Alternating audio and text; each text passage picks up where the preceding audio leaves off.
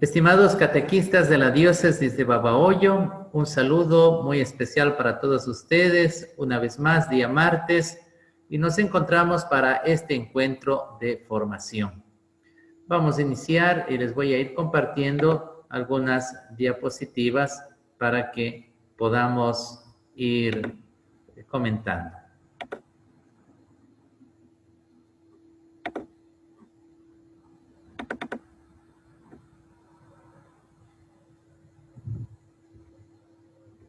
Vamos a iniciar entonces con la oración.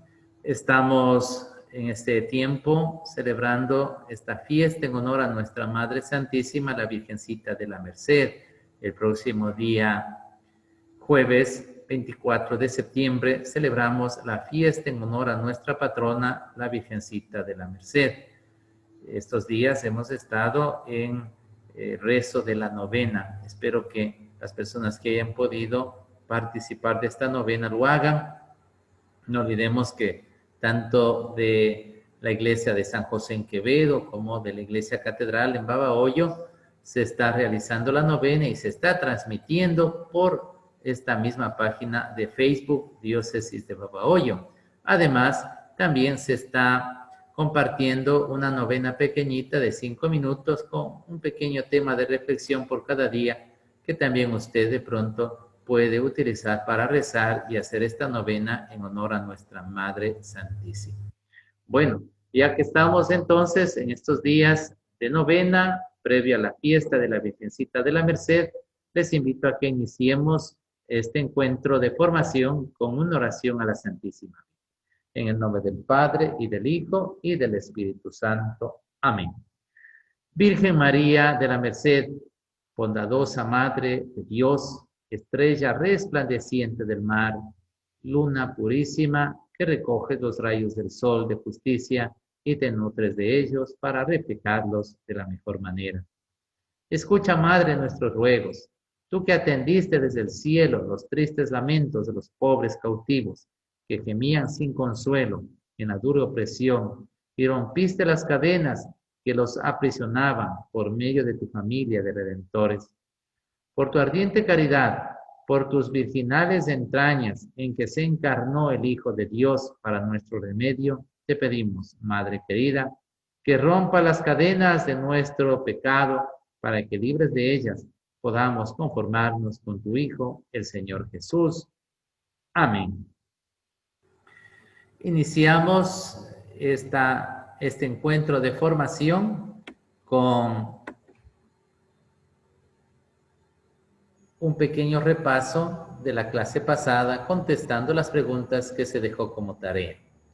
La primera pregunta decía, ¿quién es el Espíritu Santo? Bueno, sabemos nosotros que el Espíritu Santo es la tercera persona de la Santísima Trinidad. Hay un solo Dios verdadero, pero es una familia compuesta de 3 personas, Padre, Hijo y Espíritu Santo. El Espíritu Santo es el amor de Dios. El Espíritu Santo es esa fuerza de Dios. Y nosotros encontramos algunos elementos, algunas figuras con los cuales se quiere representar al Espíritu Santo. Por ejemplo, con el fuego que transforma, con el agua que da nueva vida, con el Santo Crisma que unge, con la paloma que es la que descendió en el bautismo del Señor. El Espíritu Santo es aquel que nos da esa fuerza y que viene en sus 7 dones para ayudarnos a ser buenos cristianos, buenos hijos de Dios. Luego tenemos la segunda pregunta, ¿qué es Pentecostés? Hace referencia a aquel evento maravilloso, es una fiesta muy grande dentro de la iglesia, cuando 50 días después de la muerte y resurrección de nuestro Señor Jesucristo, el Espíritu Santo descendió como lenguas de fuego sobre los apóstoles. Les llenó del amor y de la fuerza de Dios y luego ellos salieron y fueron esos grandes misioneros del Señor. Pentecostés es el día de la iglesia porque inicia la gran misión de la iglesia. El número 3, ¿cuántas partes tiene el rito de la confirmación? Tiene 3 partes. La primera es la renovación de las promesas bautismales. La segunda, la imposición de manos y la oración sobre los candidatos. Y la tercera, la unción con el Santo Crisma. 4. ¿Cuáles son los efectos del sacramento de la confirmación? Bueno, nosotros hemos aprendido que en la confirmación se va a profundizar todos los elementos o todas las gracias que recibimos en el bautismo. Por lo tanto, se profundiza en el ser hijos de Dios, en el unirnos a Jesucristo, en ser miembros de la iglesia y recibimos el Espíritu Santo en los 7 dones para convertirnos en verdaderos testigos de Cristo, para anunciar la fe y para defender nuestra misma fe. Ahora sí, queridos hermanos, vamos al encuentro número 17, que nos va a hablar acerca del sacramento de la Eucaristía. Este sacramento tan importante para nosotros los católicos. Ahí lo tenemos, el Santo Padre celebrando la Eucaristía. Nos dice el Catecismo de la Iglesia Católica: nuestro Salvador, en la última cena, la noche en que fue entregado, instituyó el sacrificio eucarístico de su cuerpo y su sangre, para perpetuar por los siglos hasta su vuelta el sacrificio de la cruz y confiar así a su esposa amada, la Iglesia, el memorial de su muerte y resurrección. Bueno, vemos entonces cómo se nos dice que aquel que instituyó este sacramento es el mismo Jesús. Y al instituir este sacramento dejó perpetuado, es decir, dejó para siempre presente en los siglos su sacrificio en la cruz por cada uno de nosotros. Y esto lo confió a la Iglesia para que la Iglesia siga siendo presente, lo siga celebrando. Vamos a ver aquí, queridos catequistas, algunos nombres que se dan a este sacramento. Vamos a ver que hay algunos nombres y cada nombre hace mención a un aspecto en especial de este gran sacramento. El primero de los nombres es Eucaristía, que nosotros escuchamos muchas veces, ¿no? Lo más común será Eucaristía y misa. Bueno, el primer nombre entonces, Eucaristía.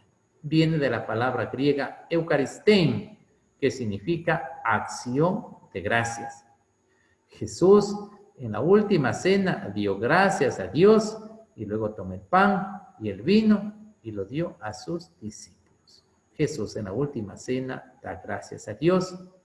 Nosotros también en cada Eucaristía damos gracias a Dios. No solamente damos gracias a Dios por la vida, porque nos cuida, porque nos protege. Sobre todo damos gracias a Dios porque nos regaló a su Hijo Santísimo. Damos gracias a Dios porque Él, al entregarnos a su Hijo Santísimo, nos ha dado la salvación y la vida a cada uno de nosotros. Al ofrecer la Eucaristía, ofrecemos el sacrificio de Cristo en la cruz, por el cual nosotros alcanzamos la salvación. Y esto es también un motivo para darle gracias a Dios. Otro tema importante es banquete del Señor, porque la Eucaristía hace mención a un banquete a cual todos estamos invitados, porque se trata de la cena que el Señor celebró con sus discípulos la víspera de su pasión. Jesús instituye la Eucaristía en una cena y luego nos invita a todos a participar de esa misma cena, donde está Jesús, donde nos ofrece su cuerpo y su sangre, y donde nosotros somos los comensales, los que vamos a alimentarnos de ese cuerpo y de esa sangre. También después se hablará del banquete pascual, es decir, de ese banquete al cual también nosotros estamos invitados allá en el reino de los cielos.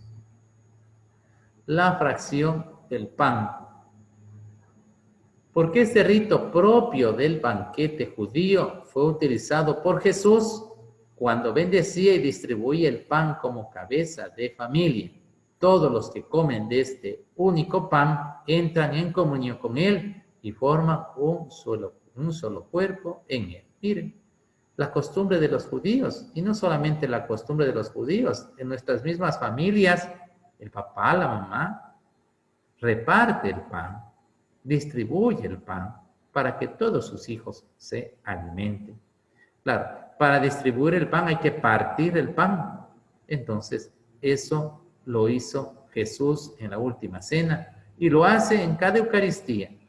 Parte su cuerpo y su sangre para que todos nosotros podamos alimentarnos. Todos comemos de un mismo pan y por lo tanto todos formamos parte de un solo cuerpo, que es el cuerpo de nuestro Señor Jesucristo, que es la Iglesia. Otro nombre importante que se le da a este sacramento es asamblea eucarística. En griego sería sinaxis, es la asamblea eucarística. Porque la Eucaristía es celebrada en la asamblea de los fieles, expresión visible de la Iglesia. Nosotros sabemos que la Iglesia está conformada por todos los bautizados. Pero claro, cada bautizado está como disperso en diferentes lugares, pero cuando se celebra la Eucaristía, todos los bautizados se reúnen en una asamblea. Entonces, participan del sacrificio de nuestro Señor Jesucristo.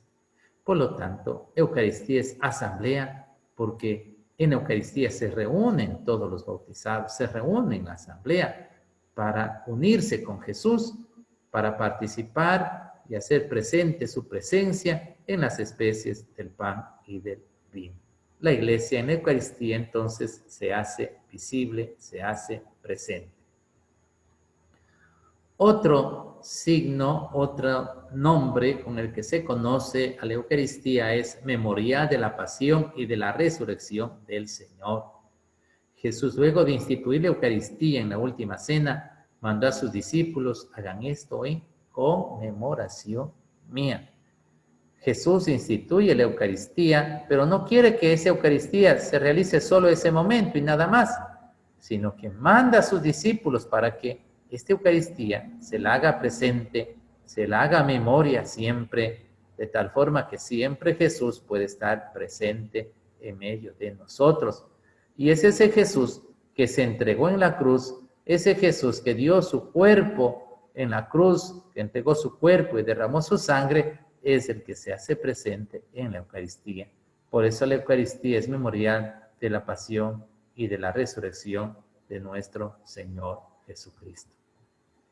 También se lo conoce como santo sacrificio, porque actualiza el único sacrificio de Cristo Salvador. Cuando el sacerdote parte la hostia en el Cordero de Dios, ese partir la hostia significa ese sacrificio que Jesús tuvo que ofrecer por cada uno de nosotros para la salvación. En la Eucaristía decimos, se da un sacrificio incruento, es decir, no hay el derramamiento de sangre, pero está presente el cuerpo y la sangre de nuestro Señor. Otro nombre, Santa y Divina Liturgia, porque toda la liturgia de la Iglesia encuentra su centro y su expresión más densa en la celebración de este sacramento. Miren, la Eucaristía es el centro de la vida del cristiano, es el centro de la liturgia. Nosotros cuando celebramos la Eucaristía, estamos celebrando el sacramento central y de esta Eucaristía nacerán y junto a esta Eucaristía se puede asociar los otros sacramentos, por ejemplo, el bautismo, la confirmación, el matrimonio, inclusive la unción de los enfermos. La Eucaristía es el sacramento central. Santísimo Sacramento, porque es el sacramento de los sacramentos. Con este nombre se designa las especies eucarísticas guardadas en el sagrario, el Santísimo Sacramento. Nosotros tenemos 7 sacramentos. En cada uno de estos sacramentos recibimos una gracia de Dios, pero en el sacramento de la Eucaristía no solo recibimos una gracia de Dios, sino que es Dios mismo, en su cuerpo, en su persona, en su alma, en su poder, en su divinidad, quien se hace presente. Por eso es el Santísimo Sacramento. También se lo conoce como comunión, porque por este sacramento nos unimos a Cristo, que nos hace partícipes de su cuerpo y de su sangre para formar un solo cuerpo. Ahí miramos nosotros como estos niños están haciendo su primera comunión, su primer encuentro con Jesús en las especies del pan y del vino. La Eucaristía también es comunión y por eso decimos que los niños se preparan para hacer su primera comunión, ese primer encuentro con Jesús, y eso se lo hace, claro, en la celebración de la Santa Misa. Y por último tenemos este nombre Santa Misa, porque la liturgia en la que se realiza el misterio de salvación se termina con el envío de los fieles, misión, a fin de que cumplan la voluntad de Dios en su vida cotidiana. Cuando alguien va a la celebración de la Santa Misa, o de la Eucaristía, o del sacrificio de Cristo, o de la fracción del pan, uno va, participa, se nutre de la palabra de Dios, se nutre del cuerpo y la sangre de Cristo, pero después tiene una gran misión, salir y vivir como un buen cristiano, ser digno de ese Jesús que lleve en su corazón y saber cumplir todo lo que ha aprendido en su palabra en la celebración de la Santa Misa. Bien, esos son los nombres con los cuales nosotros conocemos la Eucaristía. Ahora vamos a ver la institución. Nuestro Señor Jesucristo, al final de su vida aquí en la tierra, sabiendo que iba a partir de este mundo para retornar a su Padre, instituyó el sacramento de la Eucaristía como prenda más grande de su amor y como memorial de su pasión, muerte y resurrección. ¿Por qué Jesús instituyó la Eucaristía? Porque Jesús sabía que Él ya no iba a participar o no iba a estar con nosotros. Esa presencia física ya no lo íbamos a obtener junto a nosotros, porque Él iba a morir y iba a resucitar y acceder al Padre. Entonces, para continuar en medio de nosotros, instituye, funda, crea una nueva presencia. Y esa nueva presencia ya no será en un cuerpo humano, sino será en unas especies, en unos signos, en los signos del pan y del vino. Ahí estará su cuerpo, ahí estará su sangre. Y todo esto Jesús lo instituye la víspera de morir en la cruz por nosotros, es decir, el Jueves Santo, en una cena junto a sus discípulos. Ahí es donde instituye este gran sacramento, donde el Señor Jesús deja presente o deja instituido su cuerpo y su sangre en las especies del pan y del vino. Lo hizo en un contexto de la Pascua judía. El pueblo judío cada año celebraba la Pascua, que hacía referencia a la salida del pueblo de Israel de la esclavitud en Egipto y su paso por el Mar Rojo hacia la libertad. Año a año el pueblo se reunía para celebrar esta gran fiesta, la fiesta de la Pascua. Hacían esas grandes peregrinaciones a Jerusalén. Ahí se reunían y buscaban algunas casas para ahí compartir la cena de Pascua, que consistía en comer un cordero con pan ácimo, hierbas amargas y brindar con una copa de vino. Así ellos conmemoraban su salida de Egipto y el paso por el Mar Rojo y cómo Dios les liberó.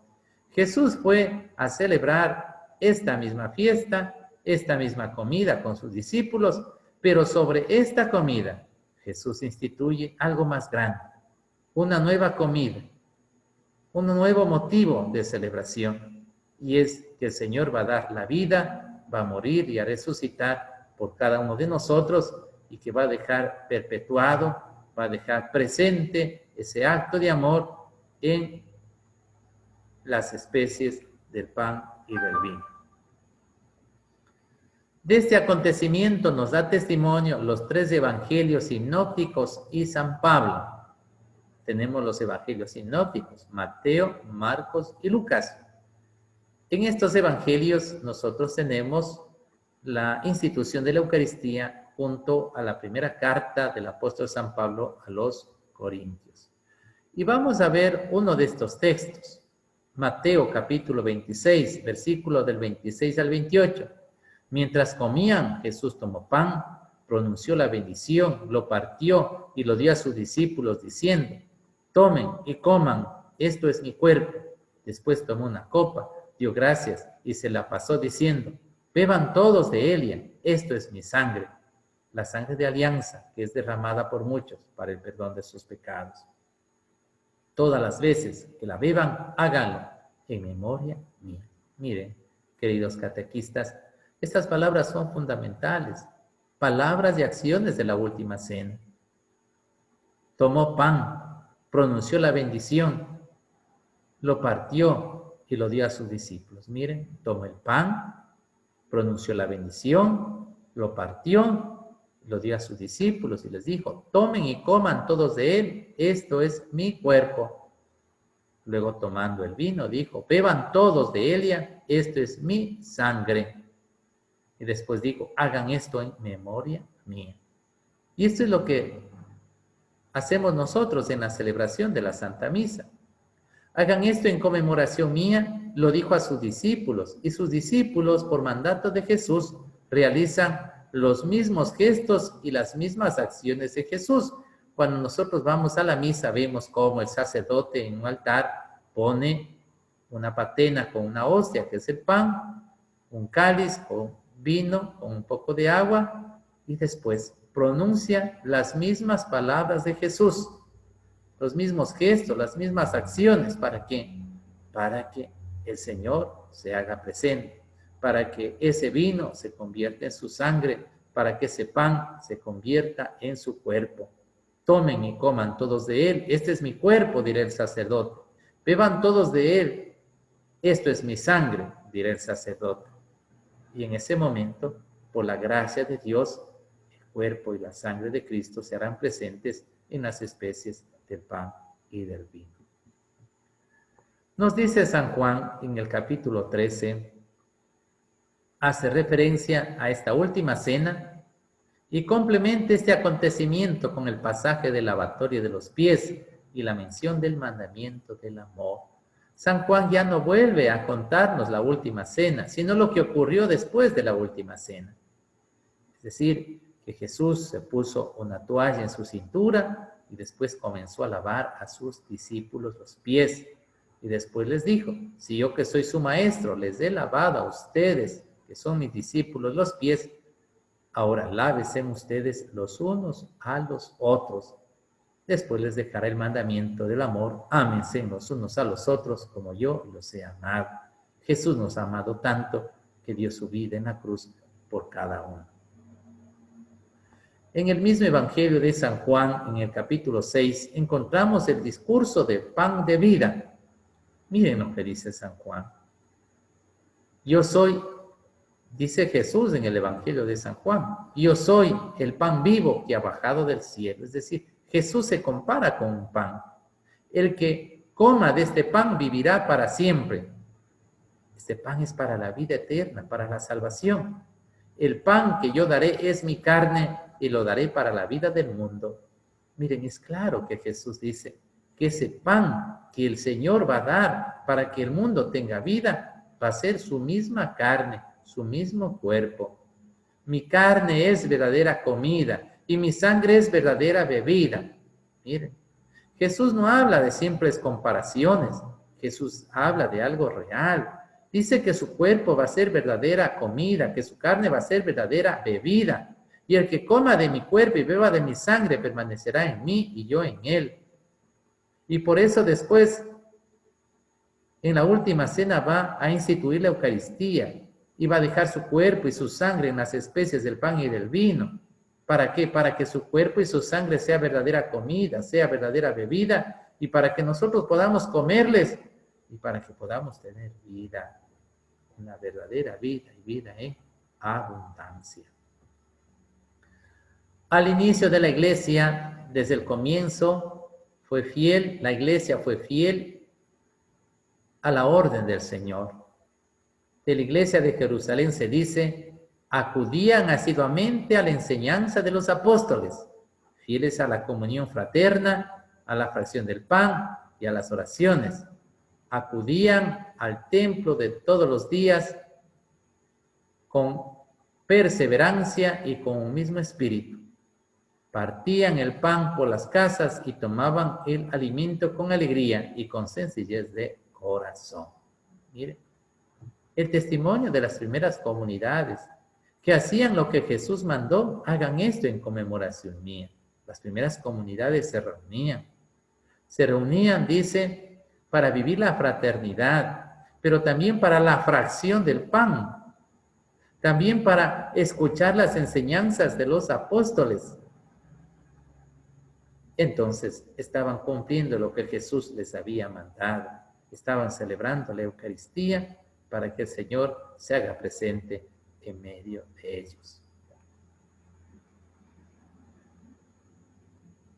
Era sobre todo el primer día de la semana, es decir, el domingo, el día de la resurrección de Jesús, cuando los cristianos se reunían para partir el pan.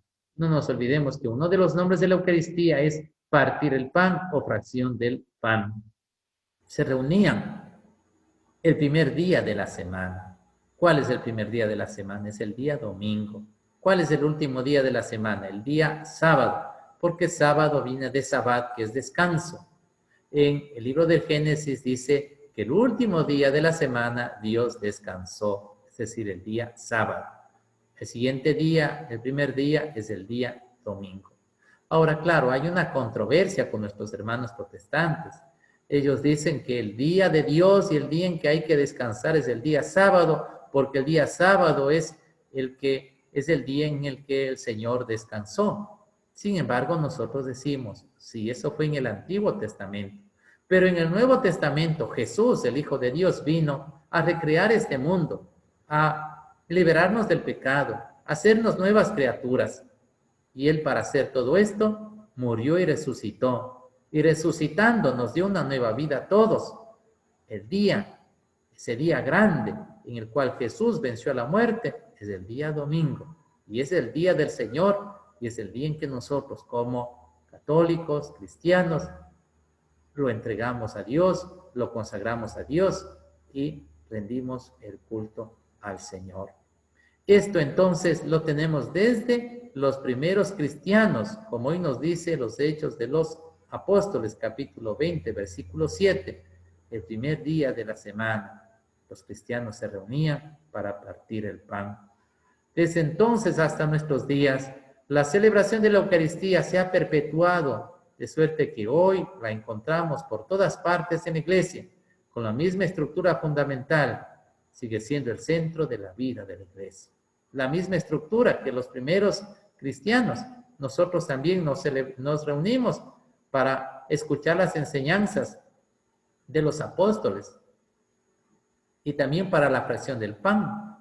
No olvidemos que la Eucaristía tiene estas dos partes. La primera, la liturgia de la palabra, donde se lee la palabra de Dios, los santos evangelios, y la segunda parte, liturgia de la Eucaristía, donde se presentan los dones y donde, por medio de la consagración, el cuerpo y la sangre de Cristo, el pan y el vino se convierten en el cuerpo y la sangre de nuestro Señor, y luego viene la Santa Comunión. Muy bien, queridos hermanos, terminamos entonces esta clase. Espero que hayan podido seguir muy atentamente todo lo que hemos explicado y ahora les vamos a mandar unas preguntitas como un refuerzo para que recuerden algunos temas importantes. Primero, ¿cuáles son los nombres con los que se conoce la Eucaristía? Segundo, ¿cuáles son los evangelios que nos hablan de la institución de la Eucaristía? Tercero, ¿de qué nos habla San Juan en el capítulo 6? Y cuarto, comente Hechos de los Apóstoles, capítulo 2, versículos del 42 al 46.